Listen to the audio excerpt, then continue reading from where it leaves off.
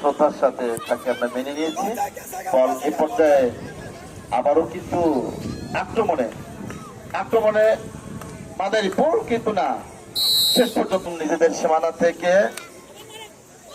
রাজবাড়ি বাম প্রান্ত দিয়ে বের করে যাওয়ার চেষ্টা লম্বা করে বাড়িয়ে দিয়েছিল, কিন্তু বাধা শক্তিশালী। আবারও আক্রমণে বাম প্রান্ত দিয়ে তার আগে লুফে নিয়ে বল 12 নং জার্সি পরিত খেলোয়াড় মাদারীপুর দলের দিয়েছিল সামনে সতীর্থের কাছে।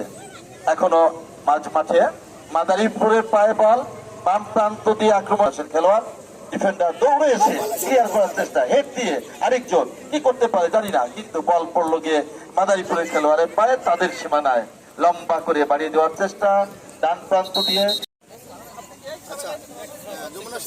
প্রাথমিক বিদ্যালয় ফুটবল টুর্নামেন্ট 2026-এর দ্বিতীয় ফাইনালে আপনাদের সবাইকে স্বাগত জানাচ্ছি। শুরু হতে যাচ্ছে আমাদের ঢাকা বিভাগীয় ফাইনাল। ভালো যত অংশগ্রহণ করছে এই শক্তিশালী বৈশাখী সরকারি প্রাথমিক বিদ্যালয় অলমারি ফরিদপুর, এবং তারা প্রতিদ্বন্দ্বিতা করবে এই মাদারীপুর জেলা চ্যাম্পিয়ন শক্তিশালী আচঞ্চল সরকারি প্রাথমিক বিদ্যালয় কালকিনি। উভয় দলকে অভিনন্দন। চ্যাম্পিয়ন্স ফাইনাল খেলা আমরা এখানে উপভোগ করব। আমরা ধারাভাষ্যের পক্ষে আছি 3 জন, জনাব এটিএম ফরহাদ রয়েছে, জনাব মোহাম্মদ ফারাদ হোসেন এবং আমি মোহাম্মদ।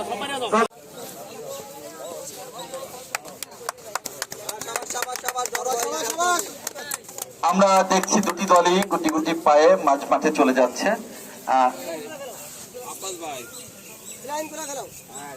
সম্মানিত অতিথি সকলের জ্ঞাতার্থে আমি জানাচ্ছি যে আগামীকাল গোপালগঞ্জ এবং মাদারীপুর দুটি দলের জন্য অভিনন্দন। তোমরা সুন্দর খেলা আমাদের উপহার। এখান থেকে বাছাই করে একটা দল দেখাই যাবে, তাই না?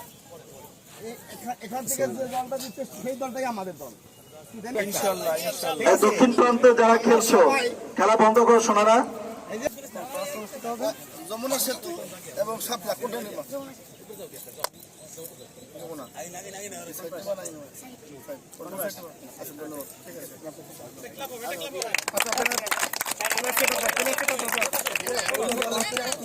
আমরা সবাই আনন্দিত। আর রোদ মেঘের লুকোচুরি খেলা তবে কথা বলছে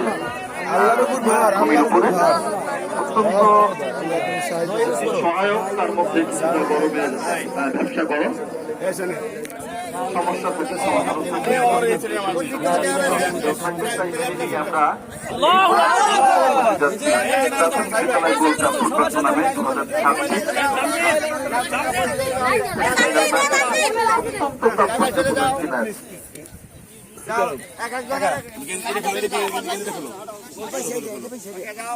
আমি প্রকৃতি জানিয়ে দিচ্ছি জনাব মোহাম্মদ নুরুল ইসলাম মূল দায়িত্ব পালন করবেন এখানে, এবং তার দুজন সহযোগী